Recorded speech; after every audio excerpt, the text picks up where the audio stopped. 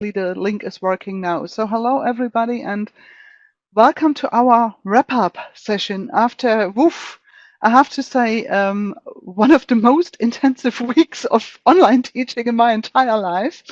But I have to say, I really enjoyed that. And I'm very impressed with the work and with the exercises and the insights and especially with the critical incidents that you provided. So I think there was something that was quite overwhelming. And I think a lot of you, or most of you, all of you are on a very good way or have already made a lot of progress thinking about how to integrate intercultural competence. I know quite a few of you struggled with the third one, which is this high and low context. As I said, it's one of the earliest or oldest concepts of intercultural communication. But there's a reason why I forced you to do these three things. So the first step, as you might have guessed, which was the video analysis, was of course building cultural awareness, building observation skills. And when I commented on this, I was quite pushy and like, what did you observe? What did the people in the videos observe? Because it's not just about cultural etiquette. This is something that's often country specific, and we can always look that up on websites like Communicate or Quintessential. So the question was, what are they doing? Leaving your learned cultural perspective, being able to observe what's going on around you is a key skill in cultural awareness. And the funny thing is, you might even like it or prefer it. Yeah? So there are quite nice things that we like about new cultures. A lot of you chose the washing machine video, and I think you came up with great insights. But for me, there are two key moments in that video which are illustrated in the pictures here. The one is where the young sales rep goes like, India? Like, oh my God, I have to go to India. Why? And he's got this kind of skepticism and bewilderment on his face. And then he finds out where the washing machines end up. He still looks very skeptical. And then he tries the lassi drink. And this is the key moment, because this is his real experience where he tries out the other culture. Of course, it's got to do with food and drink, which was a great and very busy topic last week. And then he realizes, this is nice. I like this. And of course, we can't always have those cultural encounters, but this is something we should be heading for, because we should build the common ground. And one of my professors of intercultural training actually said, okay, you don't know until you've tried it. He does that with Chinese snacks, which look not that nice to European eyes, but once they tried it, they're like, oh, it tastes really nice. It tastes like chicken. It's just they don't look like this. Okay, the second exercise, which was the critical incidents, was of course to build awareness looking into reflection skills. Yeah? Because that's something that is very important as well. Why did that happen to me? This is the next step. Reflect on your interpretation of behavior and try to see things differently. Be open-minded. I think that's the second step when we want to be successful both as intercultural trainers and in doing intercultural business. So, okay, I see my participants coming in. Good, that's nice. Okay, so you found the right link, fine. And that is something that's also very important, because if I don't reflect on my own observations and my own interpretation, I can't do this with others. Two of my trainers have a great worksheet about stereotypes, what non-verbal behavior, like looking down all the time or using your hands a lot, means to me and what it means to the other person. I give you the link later.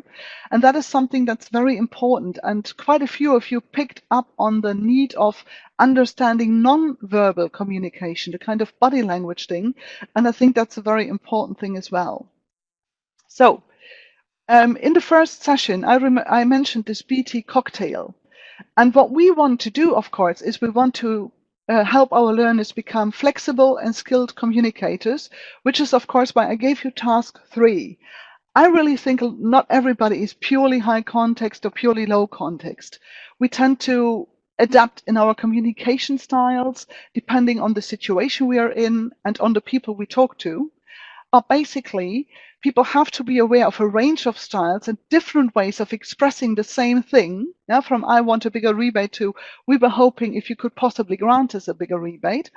And that makes them more flexible and skilled communicators, and that makes them more successful in business.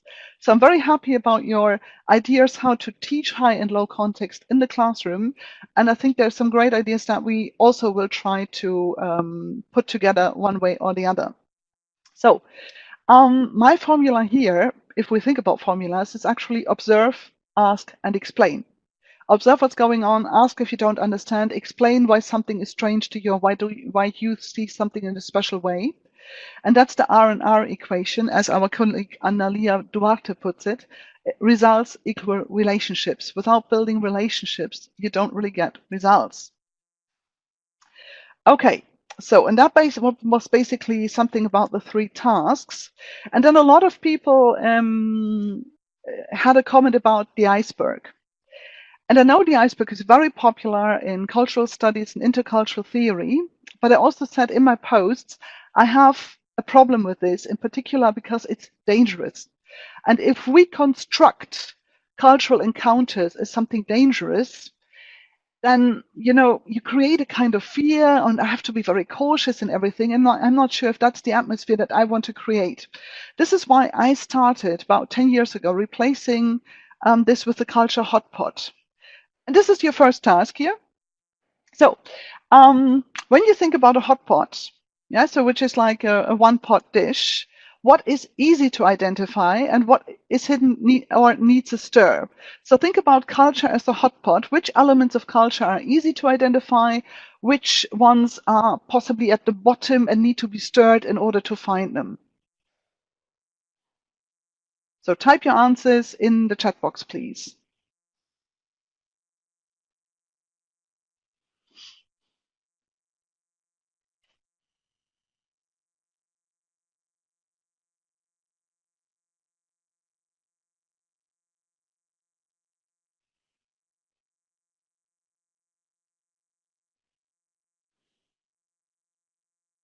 Yep, exactly. So the big chunks, veggies or meat, that's evident, but the source ingredients less so. Yes. So body language differences, yes, that's something you can see. Yeah, so handshake or bowing or something like this. I love the video where the kind of university students are trying out the different kind of greetings about the right and wrong. Yeah.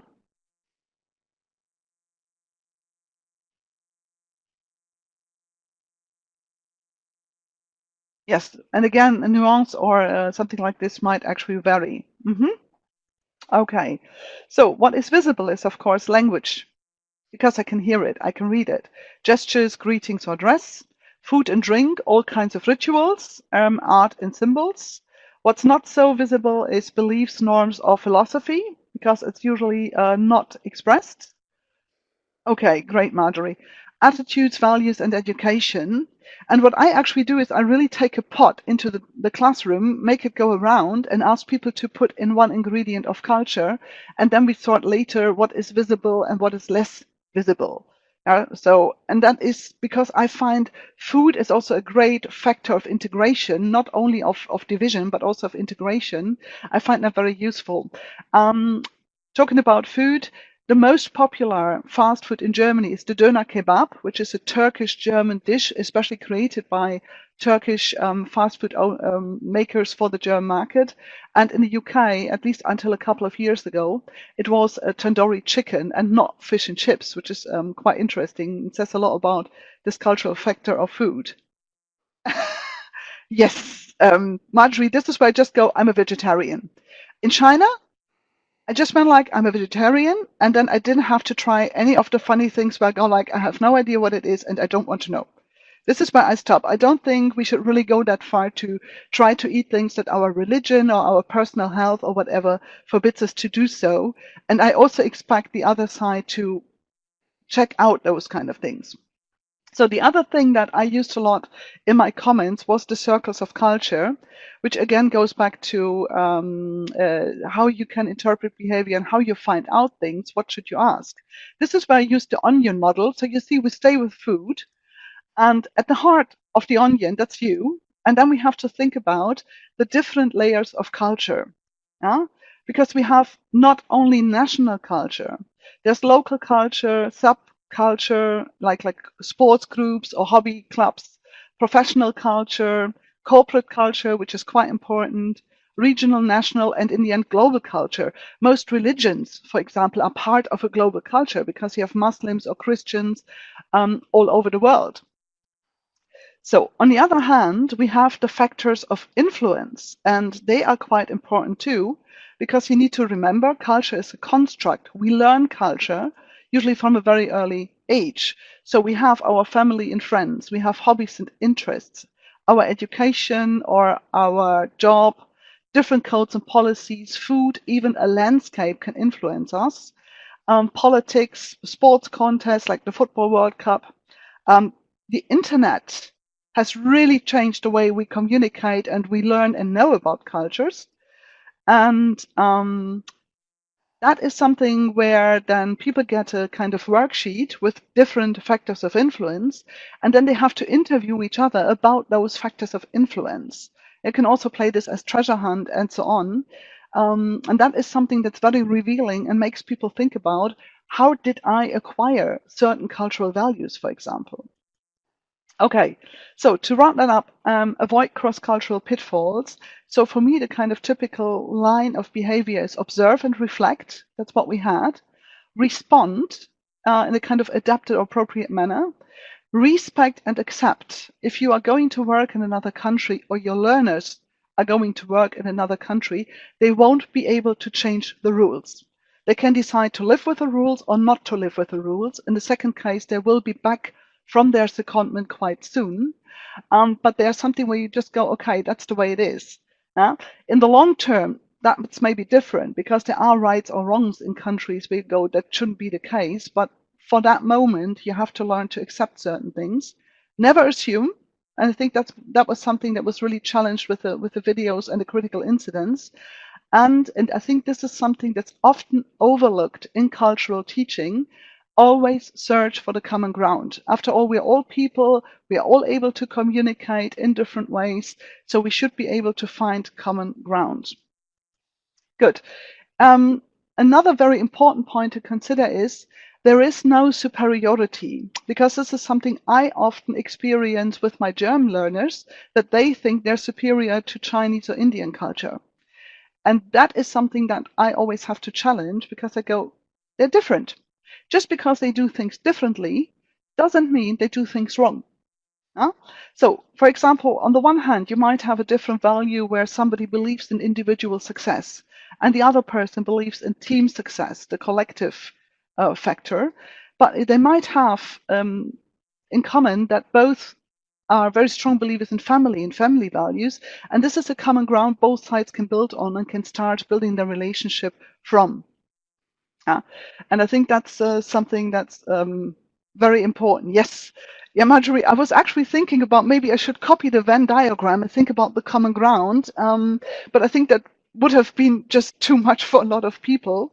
But yes, always try to find some kind of overlapping. In German, it's called Schnittmenge. So it's actually this kind of interfacing where you meet or where you connect as trainers as well as people who do business. So then a couple of questions that came up and that we should address possibly in this session today.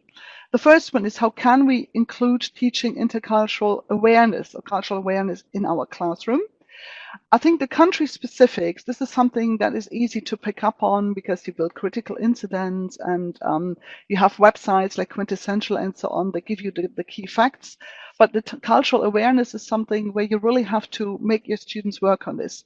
Analyze incidents, get them to do non-verbal activities about different kinds of behavior, get them to leave their comfort zone and to start reflecting on their own behavior. One of you, I forgot who, said that she would do actually a kind of reflective game about students thinking about the peculiar factors of their own culture. And I think that's very close to the idea of the business advice game. So what business advice would you give to a company that would want to invest in your country and that has its first meeting with the people who own the company? How can I integrate the different aspect of cultures, because that's plural, and that's quite important. Again, when you have a number of critical incidents, make sure you include different cultures and not just different nationalities, but professional culture as well as for example, subculture or local culture. And I think that's a quite important thing to consider. And then what type of culture should be taught? And that's something where I have a little poll for you. So, and that is this one. So, could you please tell me what you think is important for you about what culture do we teach? National, regional, professional, team culture, corporate culture, or other? I think there's multiple answers possible. So if you have more than one, please click.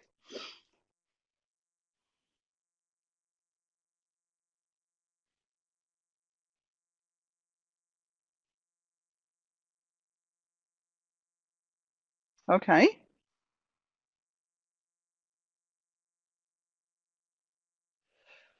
So national, yes, but also professional. Okay. I think we are all in. Good. So we end the poll. Yeah, so and I think this is exactly the key thing, that the two biggest factors of influence for people who do business internationally are possibly national culture, but also professional culture, corporate culture, and interestingly enough, but still important, but less important maybe, team culture. Good. So that's our poll here. Just going to hide that one. And this is very much in line with a previous poll that I did with a colleague of mine for IATEFL BESIG. So again, professional 24%, national 23%. So you see these two things are very, very close in corporate. So that's exactly the kind of interface, the kind of lines along which we work. Yeah. So you have to remember it's not enough to teach only the national culture, the country specifics. For example, if you have a medical conference with lots of doctors, due to their professional culture, they're actually quite well able to communicate across national cultures. Yeah? People working for one and the same company have to comply with a certain set of corporate cultures, even though that is not always in line with their national culture or their cultural upbringing. Okay. Good. So the other question is, of course, and this was a question we had today, that I think Francesca said that when I learn a culture, I also learn the language, or vice versa. But I said, so that's maybe true for Italian, because Italian, as far as I know, is only spoken in one country. So there, the link between language and culture is very, very, very strong.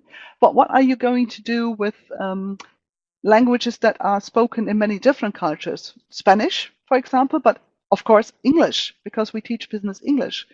Do you teach British English? So do you see it as a set of British culture, whatever that is? Because believe me, Scots and English people would already disagree on what British means. Or do you teach US American, Australian, for example? Yeah, so this is where life gets really difficult, because we have to think about what English do we actually teach and what culture do we teach. Because this is something, yes, I think Japanese isn't really spoken outside any other country than Japan, not as a national language. Yes, voila, exactly. It depends very much on the course book the school chooses. And one of my colleagues through the camera pointed out that in the business English books, the two dominating sets of culture, cultural values, and business etiquette are British and US American. Whether that works if you teach business English in Japan or in India or in Germany is a completely different matter. And only if it's a local publisher, they might cater more for the German market, at least when the language learning is concerned.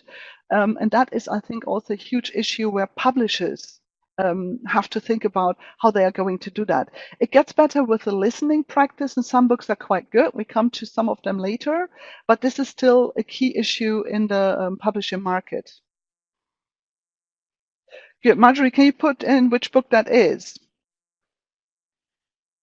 So, sorry, is it? Yeah.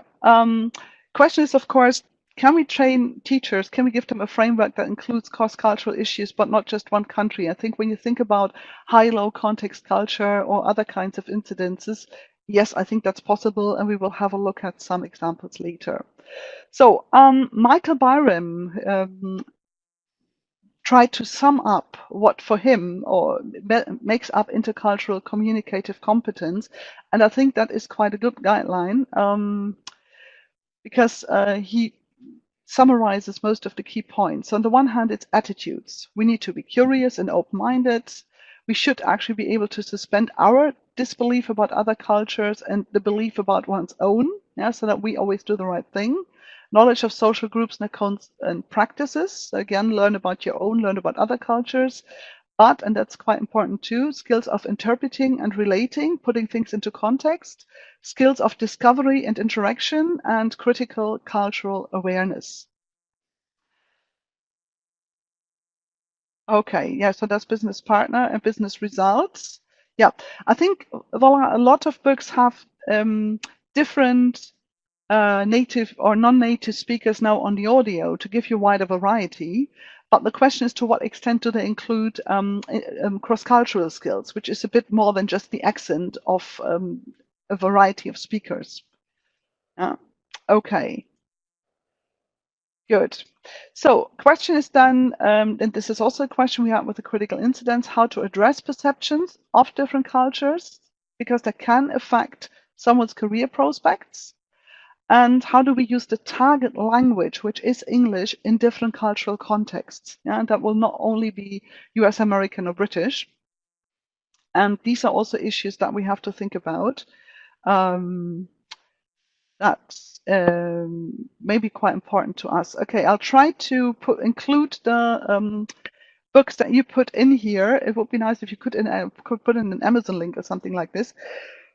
Because what I'm going to create is a second link list. There's already a resource link list with stuff that we've come up from another seminar, but there is going to be a second link list with the videos and the internet links and the book links that you posted in the group, so that, which makes it a lot easier for people to find these things. So that's something that's going to be in the wiki, possibly next week, but so have a look at week 2 for those kind of posts as well.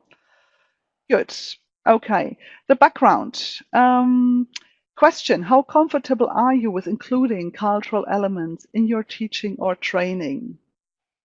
Can you put your answers in the chat box, please?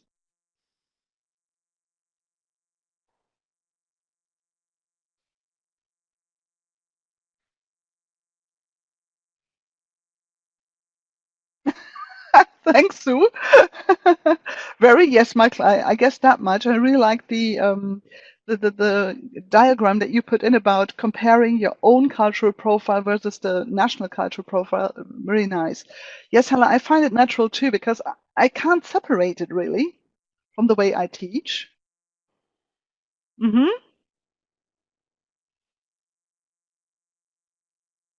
Yes, it's an added value, and this is something we have to make sure that our learners and our customers or clients see it as an added value.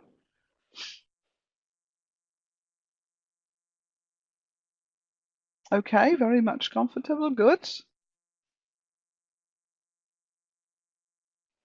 I am Utarim. Don't worry.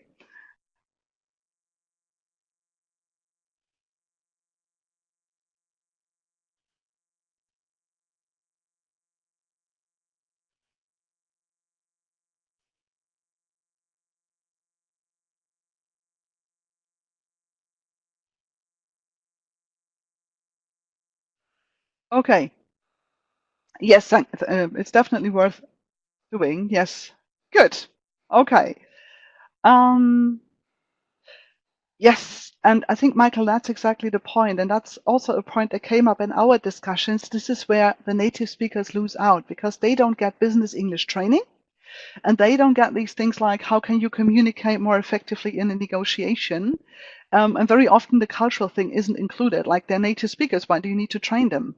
And to be honest, I worked in a lot of companies that were taken over by British or American companies. And sometimes you really wondered about the communication skills of the native speakers, which in some cases were simply not existent. But that's another difficult story. And I think some of them do go to presentation trainings, of course, and negotiation trainings, but some of them just can't be bothered. Okay. So and another kind of things is, of course, that's linked to how comfortable are you? Should we teach cultural aspects if we've got no experience with them on our own? Is it okay to teach what we learn from books and courses and not from real life interaction? I would say it depends on what you teach. If it's country specifics, it's going to be very difficult because then you can only provide your students with reading if you had no own experience, no matter how brief. That doesn't mean you must have lived in the country, but you should have a certain kind of personal understanding of a certain culture, for example. If you teach cultural awareness, I think it's okay to use things from books because you're more about reflecting. And to be honest, I don't know any business English teacher that to some extent isn't also like involved in intercultural matters because a lot of us live in different countries, especially when they're native speakers, and teach business English to people from different countries and cultures. So I think there's a lot of encounters that you can use to teach or to build on your teaching for intercultural awareness. So I think, yes, it is basically okay, but it depends on what you teach. Good. Then, of course, the big thing about resources. So first of all, I should really say thank you to the group at all. And I'm quite happy that some of them made it to the session because I think you came up with great resources, some that I have already included, but also things that I didn't know about. And I think for a trainer like me, this is the biggest reward because you learn so much from the people that you work with. So I think it was actually less teaching, but exchange of experience. And that's what we have in the resource list. So in your resource list and in my resource list, so I think there's going to be lots of stuff that you can use. I think there are a number of very valuable books that we're going to look at the end of the session. There are also quality websites like Communicate or Quintessential.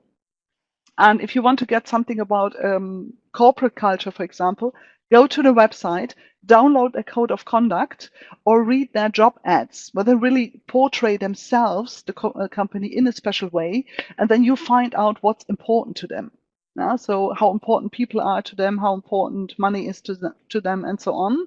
Also, listen to an interview with the CEO. There are enormous resources on YouTube and other websites, also articles in like Harvard Business Review that can really be very helpful. I think it's also a very good idea to use business listening. So you already mentioned some of the books that give you a variety of speakers, and you can try to use sources of authentic materials like the critical incidents that we've just provided. Yes, what's important for you is, I think, a great lead question because that's something that we really need to learn.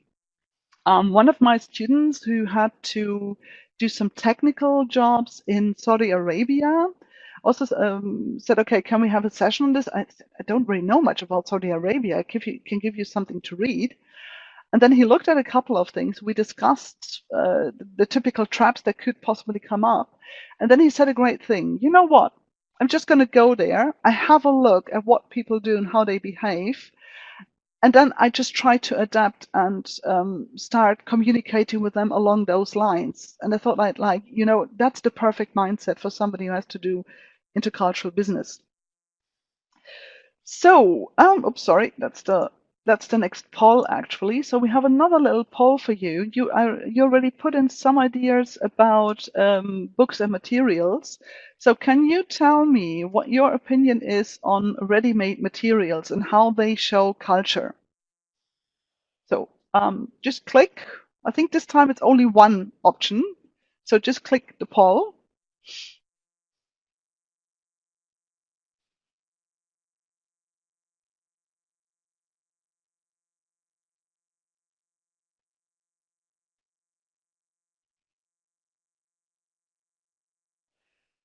Okay, with some elements tied into context.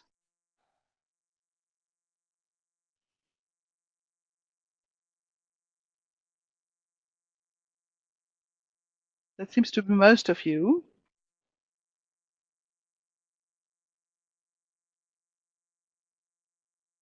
Okay. Good. I think we can end that. So yeah, I think that's the point. So some elements tied into context, that's the better ones. But sometimes they just put in something and then no instructions, and sometimes you really wonder how it is integrated. And that's possibly books that are written by people who might not be that experienced teaching intercultural issues themselves. Okay. Yeah, so that's quite similar to the other poll. I'm sorry about the Rubrikenname Prozentsatz. So this is actually the some elements, but without instructions for teaching. So I have no idea why this wasn't transferred properly into um, Adobe, but that happens sometimes. Yeah, but you see also that I think most said this, or actually it's there, but it's not really with good instructions or something like this. Good. Talking about material, so this is where it's a bit of like the teacher's mode here, but that's it. Some of the, so I divided my material suggestions for reading and other things into 3 sections. The first section is background of cultural studies. Put your tips, if you have other tips, if you love other books, into the chat box. I'm happy to include them later. So I provided here, I think, some of the key basic texts when you start teaching intercultural competence. I'm not very happy with all of them. I explain why, but I think they are the ones that are always referenced in business English books and so on. So they are the ones that at least you should be aware of. So the first one is Riding the Waves of Culture by von Strompenaars and Charles Hampton Turner. Which is very useful because it really focuses also on business, yeah, global business, and not just like cultural theory. This is where I took the communication styles from, yeah, the chess, tennis, and rugby, which they linked to certain cultures. But like Richard Lewis says, when cultures collide, which is leading across cultures, it's very descriptive and there's quite a lot of generalization when it comes to national cultures and stereotypes. So I think they have, both books have some really great observations, but you have to take it with a grain of salt. Richard D. Lewis, he also runs courses. So if you want to become an intercultural trainer, you can book a course with him. It's one of the, I would say, founding fathers of intercultural theory and studies in the 1980s when it comes to business. There's a great self-test for different types of communications that I often use in my classes, which I like a lot. One of the American key figures in business and intercultural studies is Milton J Bennett, who also worked along those descriptive lines. So, Italian culture is like this, German culture is like that, and so on, but made a 180-degree turn a few years back because he realized that in global business and working in multinational teams, we have to come up with new paradigms and new ideas for teaching. And this is the book that you see here, that's Basic Concepts, which came out in 2012 by Milton Bennett. It was quite a shock to some of my intercultural colleagues when he introduced this at the theater conference in Tallinn a few years back. Then bottom left, you have Edward T. Hall. I explained that he's the guy who coined the idea of high and low context culture. You can get most of his books, at least in electronic form. And this is one of the books I chose, which is actually beyond culture. I think he was a great analyst, and a lot of his insights are still very, very useful. So I'm sorry that there's the light coming through the window, but it can't be helped. Yes, I think the culture map is quite nice too. Good. Then we have somebody that I like very much. That's Ian Chambers. He is somebody who worked a lot on migrancy, culture, and identity, and also says that the way we perceive people is very relative depending on the context. So if a British person is in Hong Kong and they meet a German person, they say, oh, great, another European. If they meet the same person in London, they would possibly ignore them and say, oh, that's just a German, I don't like Germans. So if the British person is from the north of England and they're in London and they meet another person from the north of England, they go, great, another Yorkshire guy. If they were both in Yorkshire, go, oh, I'm from Hull, he's from Grimsby, we don't like people from Grimsby. And he has some great ideas about how we are shaped by migrancy, by movement, by cultural identities, and it helps you to understand that cultural identities are shifting. They're dynamic, they're not fixed. One of my colleagues actually said culture is a verb, it's an activity. So it's not going to be like this forever. And I think this is also something we've seen in your critical incidents, that the culture that you live in or you grew up with is possibly something that's changing quite a lot or has changed with the impact of globalization in the last 20 years. The last book is another key text. It's Edward Said's book on Orientalism, where he deconstructs how Western Europeans construct the Orient. It helps a lot to understand all the difficulties we have. And that's also something where he really looks at paintings, the media, literature, movies, and everything. And he really takes that apart. And I think it helps a lot to understand how we portray and why we portray things in a certain way. And then can also help you understand in the teaching, in the classroom, what you can do to overcome those stereotypes. So for me, and I read media studies and cultural studies at university, this was quite an eye-opener. So that's some kind of background text to learn more about cultural studies, cultural constructs, and intercultural issues in modern business. That takes us to the next one. How can I improve my intercultural skills as a business English teacher? So we start here top right, because that's the book I mentioned earlier. This is Teaching and Assessing Intercultural Communicative Competence by Michael Byram. So this is a book that you might find very helpful. Then in the middle, we have Doing Business Across Cultures by Craig Storty. Again, this is something one of my colleagues referred me to. He also provides critical incidents, a number of case studies, and so on. So he provides you with materials you could use in the classroom, and also with quite good ideas of thinking about how can I include those elements in the classroom. Then we have a book that Cornelissen brought out, German publisher Cornelissen brought out a few years ago by Rudi Kammerer and Judith Marder, Intercultural Competence in Business English. And I would say this is possibly the best start, even if you don't work in Germany, because they give a very good overview of cultural theory related to business. So you get an insight into the positions of Richard Lewis and all these guys from the book. Then they talk about the relationship between culture and language, especially, I think we had that discussion on Facebook regarding a CEFR. How fluent can you be in a culture? How could you grade cultural competence? Yeah, so along the CEFR lines, would you be a B1 or a C1 or something like this? Then they look into what elements are included in the teaching, cultural awareness, country specifics, and so on. And on the CD-ROM, they provide you with worksheets that you can use in your classroom. So this is possibly a very nice investment that I like a lot. So, okay. Then at the bottom, we have some more books. We have Jane Jackson introducing Language and Intercultural Communication, which is a teacher's handbook for mostly for teaching undergraduate students at university. But I like it a lot because it's written from the Asian perspective. So it's not Eurocentric. I think Michael Byram and Judith Marder and Rudi Kammerer can't help it. They're quite Eurocentric.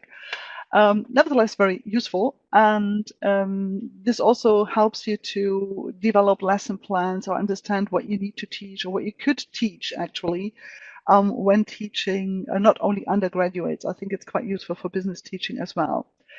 Then we have the two ladies I referred to earlier, the ones that provide you with also quite useful worksheets and so on. This is Diverse Teams at Work by Lagaan, Swartz, and Anita Rowe. And this is a book they wrote about capitalizing on the power of diversity.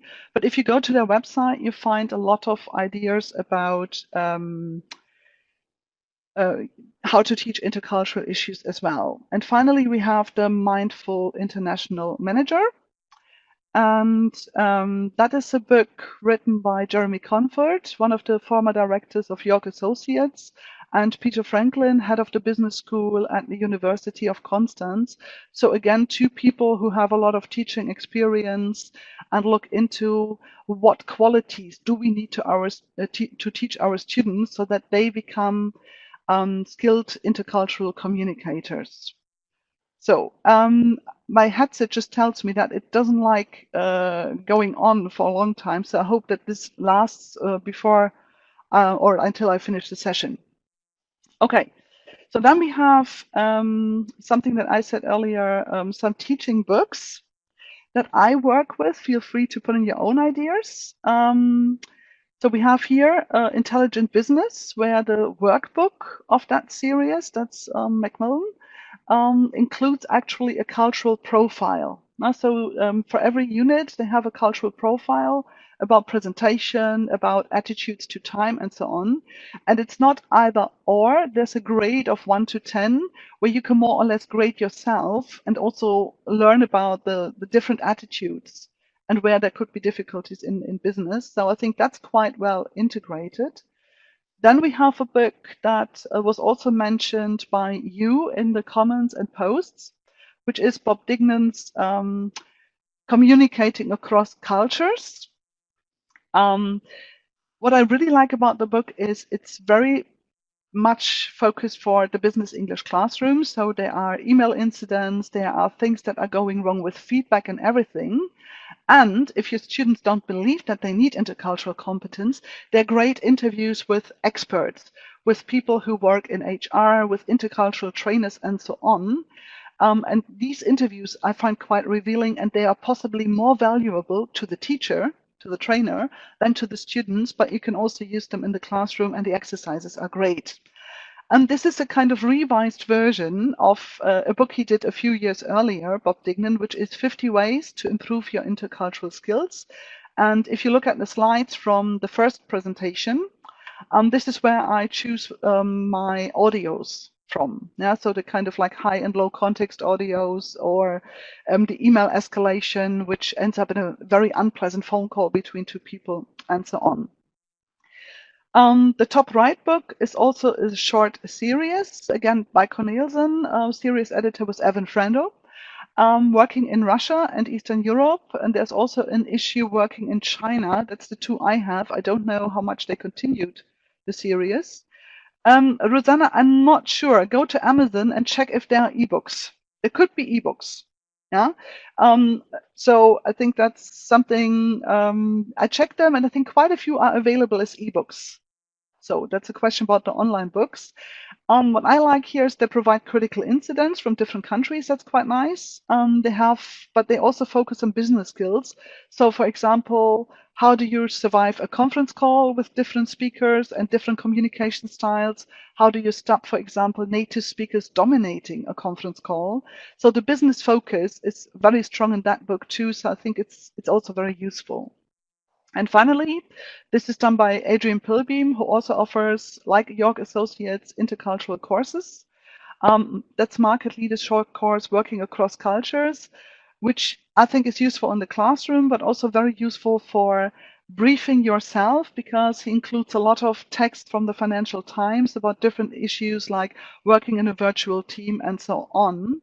And I think that's quite useful as well. Yes, the Greco-Persian Wars. There's so many roots for that. Okay, so that's some of the books that I work with, and I'm sure there are tons of others, but obviously some of the books are quite familiar with you. And they are all on the resource list, and I can try to check if they are available online, and then I put in the link as well. Okay. Talking about what resources would you recommend, and I'm often confronted with the question, what about courses, online tools, and so on? But the first thing is, I think that's what Michael said with his question, what's important to you? Use your learners as a resource. Build from their experience. My students have been to meetings. The meetings didn't go well. We restructure the meeting, we analyze and deconstruct what went wrong, how can you do it better? Same for presentations, sales visits, or whatever. Now, so I think that's actually very important. If they're pre-work learners, then of course it's your job more to provide food for thought with the critical incidents that we had.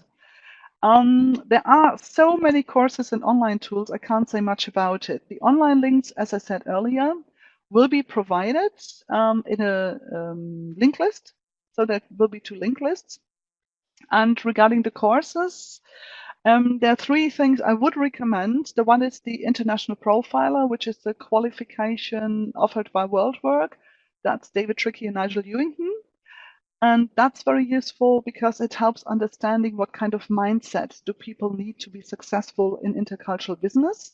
They run quite regular courses all over the world, so that might be worth something checking out. Then there's another online tool for which you don't need a certificate. You just start working with it once you read the handbook. and that's the Diversity Icebreaker by Human Factors. And that's something I like a lot because it sort of like is much more adaptable to the way people communicate and works great in the classroom, as by dividing people into red, green, and blue. Of course, we are not only red, green, and blue.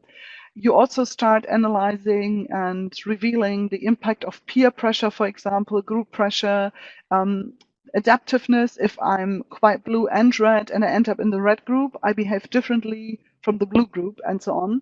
And that's a great tool. You just pay for the materials, and that's all the cost that you have. And if you work in a university context, you get a special discount. If you are not a member yet, I would recommend that you join IATEFL, the Society of Intercultural Education, Training and Research. This is the logo of IATEFL Europa, but to my knowledge, this is the only global intercultural teacher or trainer organization. So there's IATEFL US, there's IATEFL Brazil, there's IATEFL Poland, whatever. So just, excuse me, Google your IATEFL or go to the IATEFL Europe website, become a member and be informed. And they also provide details on courses. And that's quite useful. And if you go to their conferences, you meet a lot of the people who offer intercultural courses, and then you can see what really makes sense for you. They also do online webinars. IATEFL UK is very good at that, but other theaters as well. So you might also get more input from them. So that's basically 3 online tools that were not mentioned in the posts, and therefore I thought I'd draw your attention to this. For courses, as I said, are courses by companies like LTS Bartha York Associates. Some of the CERT TIEB courses, that's the teaching English, teaching international business English or trainer of international business English, offer intercultural elements as well, but not all. So you have to check the course description. International House runs courses. I know that APIBA or English 4D, some of my colleagues run courses in South America, and so on. Yes, yeah, and I don't know if it's CERT IBET. I think I did the CERT TIEB because that was ages ago, like 12, 15 years ago.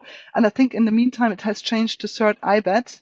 Yeah, but I think we are talking about the same business English qualification here. Right, so that's it basically from me.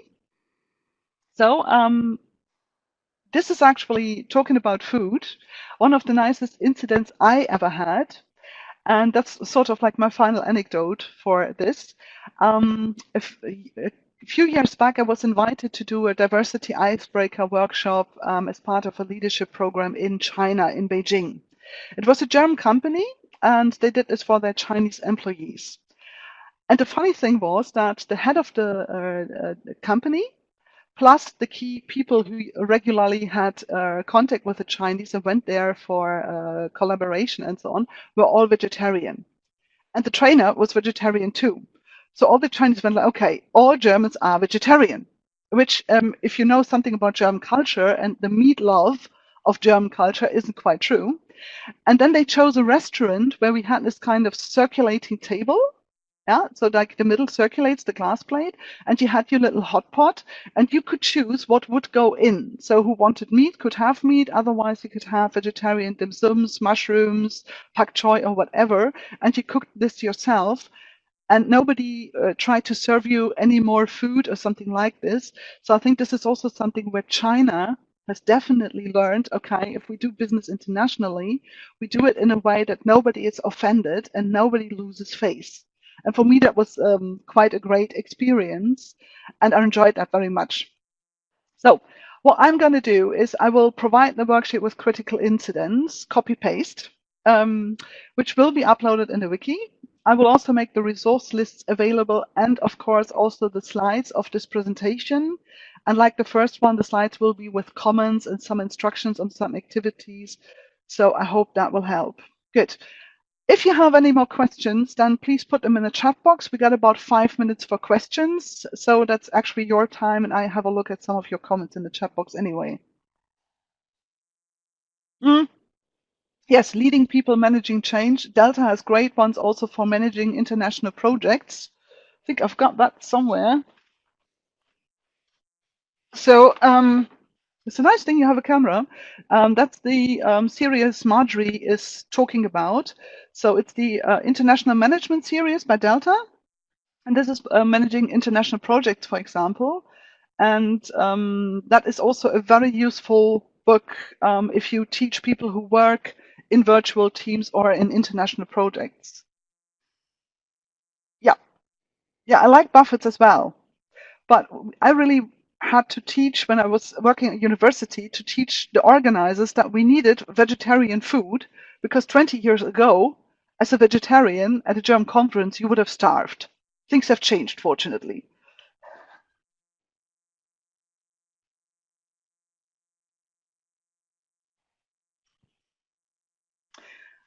Okay, good. If you start with the thanks already, then it don't seem to be that many questions. So again, we apologize for any confusing links that we posted.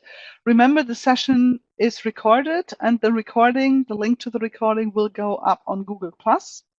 So check it out if you missed the beginning or something like this. I think I'll set onto this quite straight away.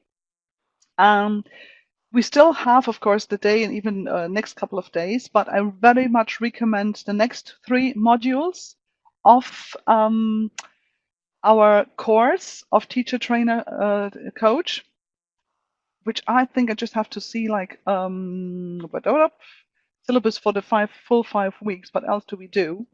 So we're going to have Gabrielle Jones next. I think Sue Annan actually knows that better than I do, what Gabrielle Jones will talk about. So, which is needs analysis using authentic materials and customizing courses. Then Dana Poklapovic will talk about coaching. And in week 5, then we will have Mercedes Viola D'Ambrosis to talk about own professional development. And I think all of them are very, very, they're excellent trainers. I think you'll learn a lot. And I'll see you in the different rooms on the Google Plus then.